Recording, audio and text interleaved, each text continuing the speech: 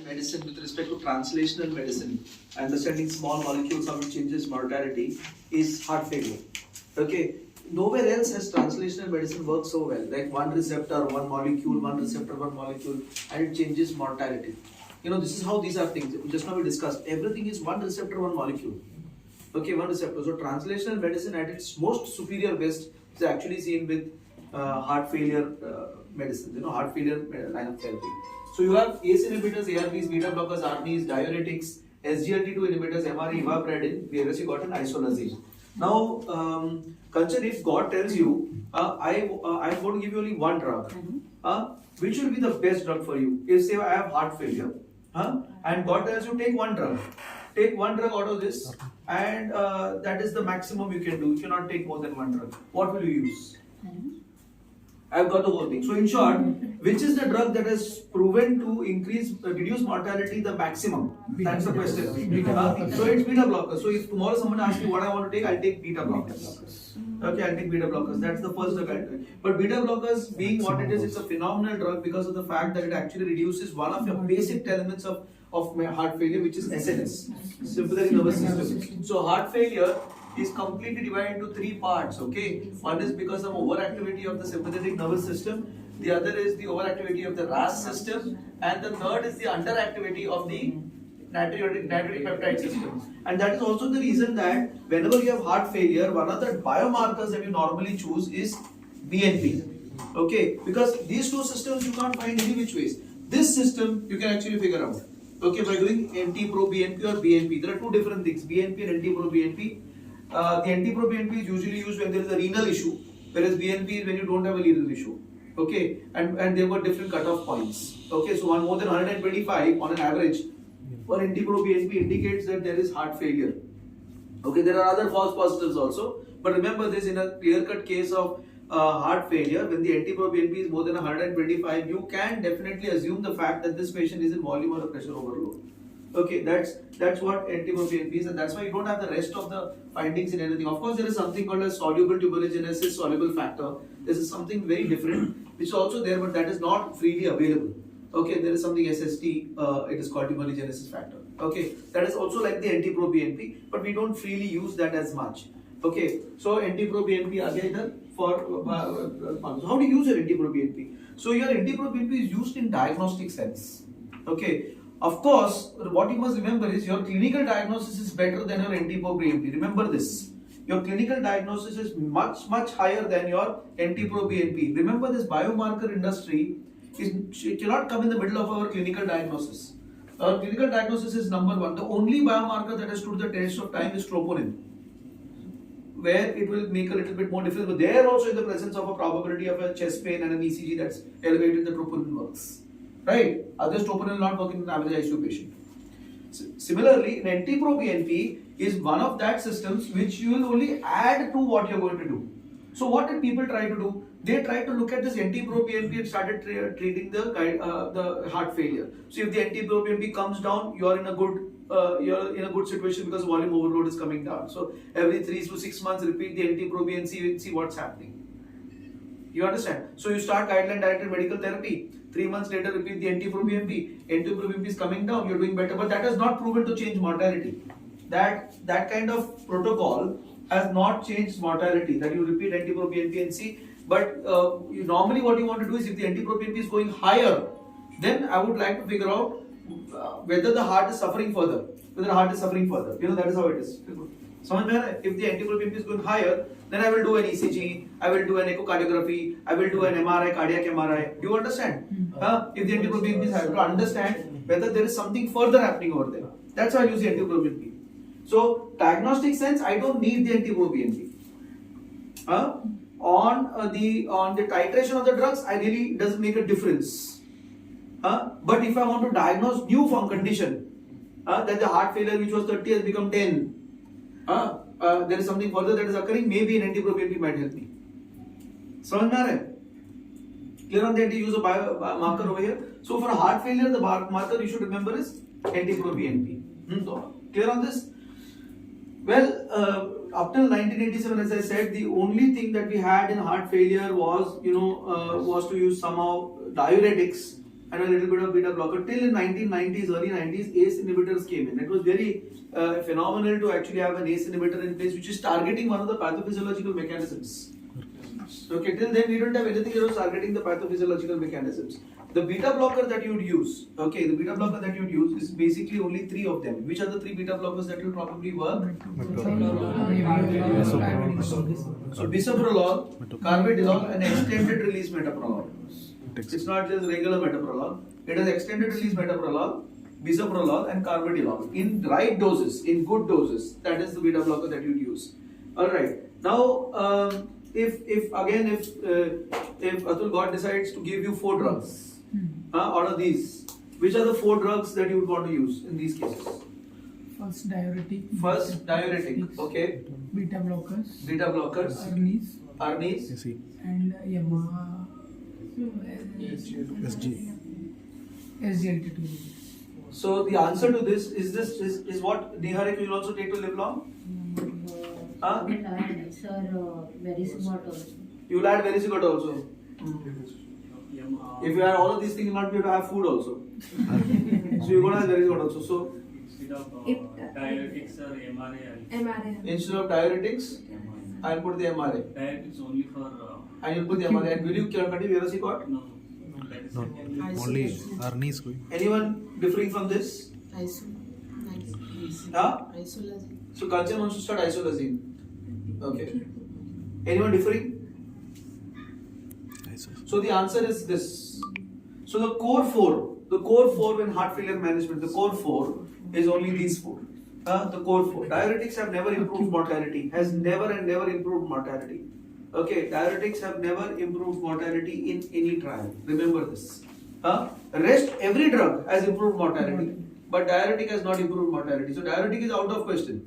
Okay, it is for acute heart failure in ICU. You will not give diuretic. You will give the diuretic, but it doesn't change mortality in the big picture of heart failure. Clear? Clear on this? So the drug that I want to give in these cases is beta blocker, ARNI, SGLT2 and MRA, and this forms guideline directed medical therapy. It is when these 4 drugs cannot be given at its right doses that you will go to the other drugs. It's not in addition to that, it will improve by mortality, it is not like that.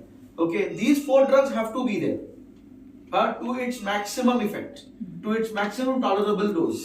If these 4 drugs is given at their maximum tolerable dose and maximum effect, then only, if I cannot do that, then only I will resort to the rest of my drugs. Clear on this? Clear on this? So in this bargain, one of the best drugs to use is beta blockers.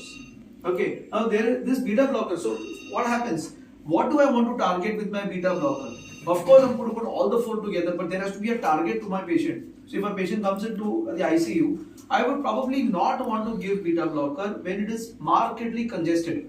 When the patient is markedly congested, for example, it's all full of B-lines and these crepitations and rails and everything is happening and breathing heavily, that is not the time I'm going to give a beta blocker. That is not really the time I'm going to give a beta blocker. Let him get decongested first.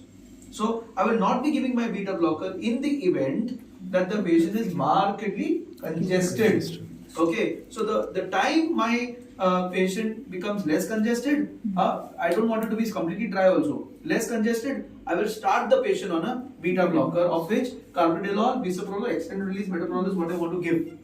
Clear? This is what I want to do. And what am I targeting there? There I am targeting my heart rate to be 70 and lesser than that. I don't want to do it immediately. ऐसा नहीं कि मेरे को ICU के अंदर उसको करवाना है. It's not like that. मेरे को ICU के अंदर heart rate 70 के नीचे नहीं लाना है. I will start my drug because there are 4 drugs that are working, na? So they can cause major problems as in interactions, as in problems. So I don't want to get my heart rate now to less than 70, but I want to start my beta blocker so that over a period of time, at discharge, going out, next 2 weeks when they're coming back, I target a heart rate of 70. And that is the reason that if the heart rate doesn't come 70 and beta blocker, I can't give more than the total dose that I'm giving, 100 milligrams BD, I then need to add ivabradine. That is where ivabradine comes in. You're understanding? So ivabradine comes in, if you want to think of ivabradine, this ivabradine comes in only when I'm unable to achieve my target heart rate of 70. Because I know those people who achieve a target heart rate of less than 70 have got a longer time to live.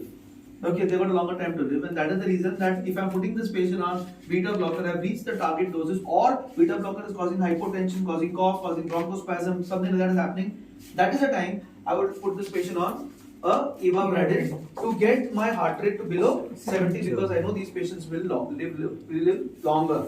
They will come to the hospital much lesser. The entire bargain of guideline directed medical therapy is to prevent them from coming to the hospital again and again. The entire bargain is that. Okay, and most of these drugs do that actually. Most of these drugs do that. Clear? Feed up doctor. What about Arni? What about Arni? So how does this Arni work? We just decide that you have a renin-angiotensin aldosterone system and you have a NT-proBNP. Now what happens is this NT-proBNP is actually degraded. This is a protective mechanism. Okay, it's degraded by an enzyme called as neprilysin. Okay, this NT-proBNP pathway, this ANP pathway or natriuretic pathway is degraded by an enzyme by the name of neprilysin. Okay, now what we are trying to do? We are trying to inhibit this pathway. We are trying to inhibit this pathway by giving a neprilysin inhibitor. And this neprilysin inhibitor is sacubitril. The sacubitril is the neprilysin inhibitor which is given with it, and we are combining that with the valsartan. Now we did talk about the fact that there are two ACE, that is ACE inhibitor and ARB. Which has got the maximum among both of them? Which is better? ACE inhibitor. It's not the ARB. What is better is the ACE inhibitor. That's what even mentioned on his slide. It is the ACE inhibitor that actually works better than the angiotensin receptor blockers. When you cannot use your ACE inhibitors is when you resort to ARB. A combination of ACE and ARB will give to your enemy. It is never given together. Okay, you never give that together. It will increase mortality. It will increase mortality. Tomorrow, if you have enalapril and losartan on board on the same patient, I don't know, you should call the doctor and tell him to cancel his registration because it's increasing mortality. You understand? So you can't have that together, right? Clear on that? So what is better among these two? ACE inhibitors. But what are we putting here as a combination? Sacubitril and valsartan. You are putting valsartan over here. Now why are they putting valsartan over here? Because you are attempting that this patient is going to require this for a long period of time. I can't change it and I don't want the cough and angioedema that comes with it. So ACE and ARB, the only difference is the amount of cough and the angioedema that comes. Okay, the amount of cough and angioedema is higher when you have an ACE inhibitor. And that is the reason that they have a combination of valsartan and sacubitril over there, which works as the ACE inhibitor along with the neprilysin inhibitor. Now, when do I give this? When do I don't give this? What is the reason to give this? So there is no contraindication. Remember this. You want to give Arni to every patient that is admitted into the intensive care unit with guideline directed medical therapy if he has failure. Let that be CKD, let that be high creatinine, let that be anything. Everything I want to give my of course hyperkalemia phase I have to treat it first. I'm not going to start Arni for that. I'm going to treat my hyperkalemia there. Okay? But every patient that comes into guideline directed medical therapy should receive a dose of Arni. Now, which of these patients you will not give? If your potassium is more than 5, but that's a different reason only patient has come for the ICU. You understand? If your potassium is more than 5, I will rather stop his Arni that is going on. You understand? If it's more than 5. Okay, clear on this? Otherwise, every patient that comes into my hospital, or if the blood pressure is less than 90 systolic, I will not be giving. There are two places where I will not give. If it is more than 5 and is less than 90 systolic. Now, which are the relative places where you will be very afraid of giving? So, sorry? So, there are a couple of places where you use it with caution. The first case is in your ICU, very commonly seen is those patients come with acute heart failure and you're diuresing them. Okay, you're aggressively diuresing them. For example, you have that patient on that last bed there. That guy. You are aggressively diuresing, giving him 40 mg TDS, 20 mg TDS of furosemide. You are aggressively diuresing him, and at that moment I will not say because Dr. Sanjit said give GDMT to all your patients, you give GDMT to that patient. You give Arni. You give Arni, hypotension will occur. So you when a patient is on active diuresis, I don't want to give. So active diuresis is another field where I don't want to start my Arni. However, once my active diuresis has got over and now the patient has got better, I want to start my Arni. I may be still giving Lasix at 10 mg TDS or 10-20 or something like that. But my active diuresis where I'm expecting a negative balance is coming down, I will be probably looking at that. Similarly, when you have a patient who has been on diuretic and now you're starting them on Arni, you should be very careful. when the patient is been on diuretic and you're starting them on ARNI, you should be careful because ARNI may initiate hypotension. Right? So what is the dose you'll start these patients at? So all these patients that are coming in intensive care unit, they're not those patients come to the OPD. They are intensive care unit. What do you start them at? 100. You want to start at 50. 50. 50 twice a day. 50 twice a day is what you start as. Most of these patients start at 50, barring those patients who have got background diuretic, hypotensive, BP around 90 systolic. So if you have a patient who's got a BP of 90 to 100 systolic, it will be even 25 milligram twice a day. If your BP is say 90, 92, I'll not start 50 BD. I'll start this patient on half BD. Okay, it's very important to still start it. The question is, why are we telling this again and again? Because it's important to start it. Because once you start it, it will go on.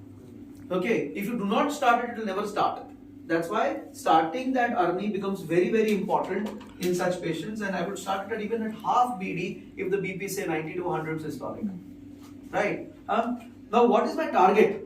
My target in such cases is 200 BD. That's my target. This doesn't mean I do it in the ICU admission. Just take the car from home. Okay. I have to reach what target? 200 BD. 200 milligram BD. 200 milligram BD. I don't do this during hospital ICU admission. No, it's not like that. I will give ICU may 50, I'll get reaches to 100 say maybe. Okay, discharge the patient. Then call them after some 2-3 weeks. Then slowly increase it and reach to 200. I must achieve 200.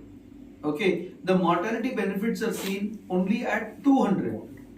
It's not at the lesser doses. So I'm starting early. That doesn't mean that there is going to be improvement in mortality. No, the mortality is going to improve only when I reach 200 milligrams. All right. Now you just now mentioned that about what happens to the creatinine part. So what happens is once you start your early, 2-3 days later you repeat your creatinine. If your creatinine jumps up by less than 30%, continue it. If it jumps by less than 30%, continue it. 30 to 50%, monitor the creatinine.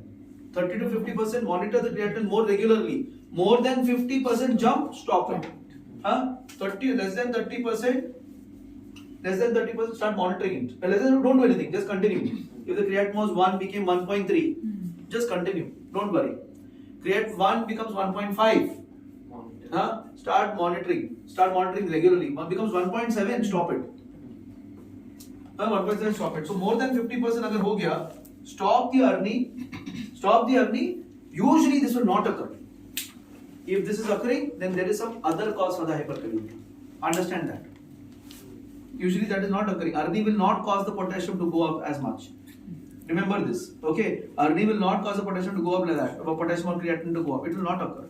That is occurring because there is some other cause. Either their preload dependence is not okay, or patient is developing a UTI, or patient is developing something else. It will be or you are given some antibiotic which is causing the kidneys to go down. It is not going to be your ARNI.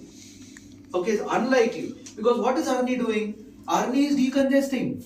If ARNI is decongesting, it will actually improve organ perfusion. Kidney should get better.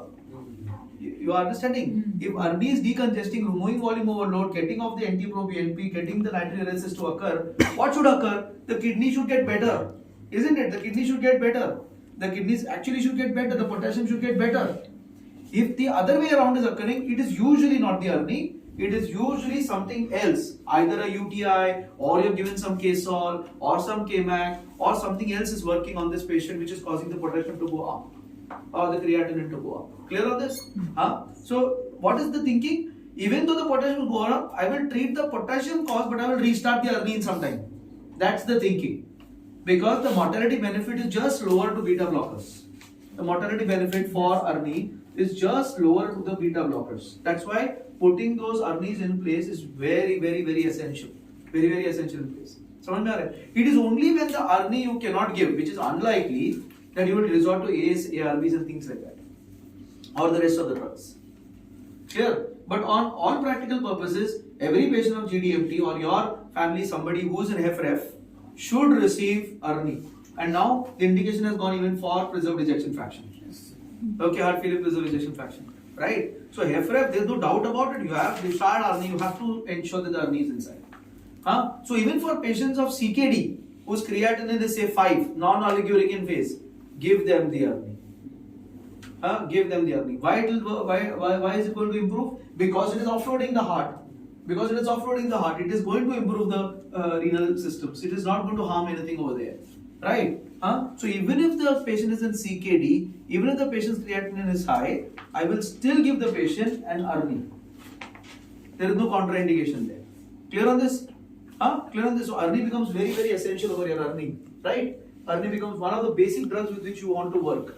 It's one of the basic drugs which you want to work. So people will started thinking, no, why not then monitor the NT-proBNP and then escalate the Arni? You need not do that. There is nothing like that. There is nothing like that. There is no, like, people might say, I did my NT-proBNP, it was 2000, on 50 milligram it has become 500. So let me continue the same dose. No, I need to reach 200. I need to reach 200. It's very important that I reach 200, and that is the reason that you need to do it. Which are the patients in which you will probably not give it? Less than 90. 90 up also you can give Arni. Even if it is 90 plus, you can give Arni because it doesn't drop the blood pressure as such. You understand? It doesn't drop the blood pressure because it's actually improving coronaries. It is actually improving decongestion. It's actually improving cardiac output. Clear? So up to 90 systolic of blood pressure, I still want to try my Arni. That is the thinking. Okay, I still want to say, उसके बाद 90 से कम अगर हो रहा है, then I cannot give anything. This patient requires something different. You understand? Clear on this? Arni? Then the third drug that we talked about was the mineralocorticoid receptor antagonist. Again, it works on the pathway of renin-angiotensin aldosterone system, where the aldosterone system is what it's working at. Okay. Sorry? Sodium water retention. Yes, so it is actually working on the aldosterone system. One of the compensatory mechanisms when you come to heart failure is the fact that you're retaining sodium, you're retaining water, and that's why the effective circulatory volume is kind of increasing. Okay, this is what is occurring in cardiac failure. We want to prevent this. We want to prevent the water from getting inside. We want to prevent the sodium from getting inside. And that is the reason that we want to start a MRA. Now the MRAs, there are two basic MRAs that are being proven in cardiac failure. One is spironolactone and the other is eplerenone. So eplerenone and spironolactone. There are two things that are there. Unfortunately, spironolactone is not very selective. And since it's not selective, it causes problems of gynecomastia. Okay, this is what it occurs. So head-to-head, spironolactone versus eplerenone, it is better to start the patient on eplerenone. It is better to start eplerenone because of the fact that it doesn't cause the other side effects that come in along with spironolactone. And that's why Eptis or eplerenone becomes one of the drug of choices when it comes in guideline-directed medical therapy.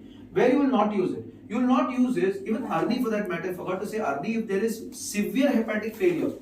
If there is severe hepatic failure, I will not use an Arni. Severe hepatic failure, okay. That means child food criteria going very high. C and D. I will not see him a C. If you will not use, Arni. However, in the mild to moderate cases, I will give half the dose of Arni. I will use half the dose. So I will not give full dose, but I will give half the dose. Maybe I'll give 50% of the dose that I'm intending to give. I'll give 50% of that dose if it is mild to moderate hepatic insufficiency, right? Whereas MRA, I will not give if the creatinine clearance is less than 30. If the creatinine clearance is less than 30, I'm not going to give an MRA. So that is one place where I can't use the MRA. That is the reason that the creatinine clearance becomes very important when I'm putting this patient on eplerenone. Similarly, I will not give it if the potassium is more than 5. If the potassium is more than 5. Up to 5, I want to give this. But if I'm more than 5, I don't want to give eplerenone anymore. Okay, remember this, all things should improve. When you give eplerenone, when you give all these things, the potassium should come down actually, because it is going to kind of diurese. It's going to kind of diurese. No, it's going to come down. It's going up, you have to search for a cause, why it's going up. Right? Eplerenone. Right? Then the final drug that will actually work in SGLT2 is this SGLT2 inhibitor. The final drug in GDMT is SGLT2. It's a very recent drug, barely 3 or 4 years now. But it was initially trialed in cases of diabetes. So the entire group was a whole group of diabetes patients where they gave SGLT2 dapagliflozin. And they found that it actually reduces mortality and reduces the time that they came into the hospital. They found that. So it's such a miraculous discovery that they found that when they started EMPA or DAPA, that these patients came less out of the hospital. It was miraculous for them. Imagine the amount of cost savings that they had for the country. Okay, the amount of people coming for heart failure is so high. They have reduced that heart failure admissions into the hospital, and that has actually made the healthcare system much more better. So DAPA worked very well, and then they tried to do this with normal individuals also who have heart failure without diabetes, and they found the same effect. It works by actually causing glucosuric effect, causing osmotic diuresis, and at the same time it actually reduces the preload. That's why it reduces the preload. Okay, it works along with the diuretic agent, and that is the reason when you're giving SGLT2 inhibitor and you are on a diuretic, you should be telling the patient or finding out what is the urine output. There's a possibility that you start SGLT2 and a diuretic and the urine output becomes very, very high and you lose the preload completely. Okay, a patient can have a rise in creatinine, can have this other problems that are coming, sodium going up, and all these things can occur in the event that you have actually started an MRA, MRA or a diuretic along with SGLT2.